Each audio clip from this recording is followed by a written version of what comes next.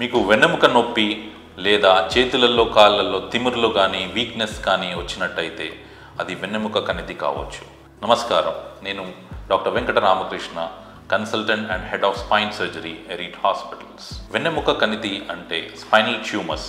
వెన్నెముక కణితి అంటే ఒక సెల్ అబ్నార్మల్గా గ్రో అవ్వడం కానీ ప్రొలిఫరేట్ అవ్వడం కానీ చూసినట్టయితే దాన్ని కణితి అంటారు.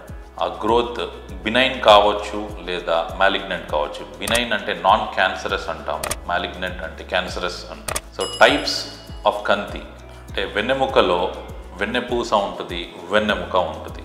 వెన్నెపూస లోపల వచ్చిన కణితిని ఇంట్రామెడ్యులరీ ట్యూమర్ అంటాము. వెన్నెపూసకి కవరింగ్కి లోపల వచ్చింది ఇంట్రాడ్యూరల్ ఎక్స్ట్రామెడ్యులరీ ట్యూమర్ అంటాము.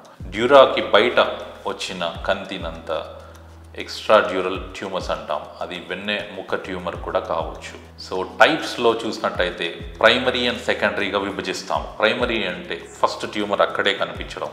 సెకండరీ అంటే వేరే ఎక్కడో బాడీ పార్ట్లో ఉండి బ్లడ్ స్ట్రీమ్ వల్లనో కానీ లింఫాటిక్ సిస్టమ్ వల్లనో కానీ వచ్చి వెన్నెముకలో కణితి డెవలప్ అయిన దాన్ని సెకండరీ ట్యూమర్స్ అంటాం. సిమ్టమ్స్ ఎలా ఉంటాయి అంటే పాథలాజికల్ ఫ్రాక్చర్ కానీ అయినట్టయితే వెన్నెముక నొప్పి ఉంటుంది.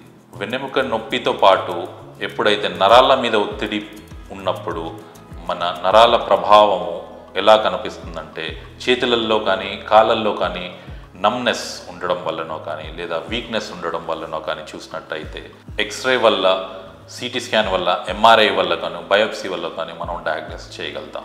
పెట్ స్కాన్లో ప్రైమరీ ట్యూమర్స్ కనుక్కోగలుగుతాము. ట్యూమర్ ఎంత స్ప్రెడ్ అన్నది తెలుస్తుంది. ట్రీట్మెంట్లో సర్జికల్, నాన్ సర్జికల్ మేనేజ్మెంట్గా విభజిస్తాం. సర్జికల్ మేనేజ్మెంట్లో మనము వెన్నెముక నొప్పి ఉన్నప్పుడు స్టెబిలైజేషన్ అనేది చేస్తాం. వెన్నెముకతో పాటు నరం మీద ఒత్తిడి పడ్డప్పుడు స్టెబిలైజేషన్తో పాటు డీకంప్రెషన్ చేస్తాము. కొన్ని కణితిలో కీమోథెరపీ అండ్ రేడియోథెరపీ కూడా సజెస్ట్ చేస్తాం. మీకు వెన్నెముక కణితి కోసం మరింత వివరాలు తెలియడానికి మమ్మల్ని సంప్రదించవచ్చు.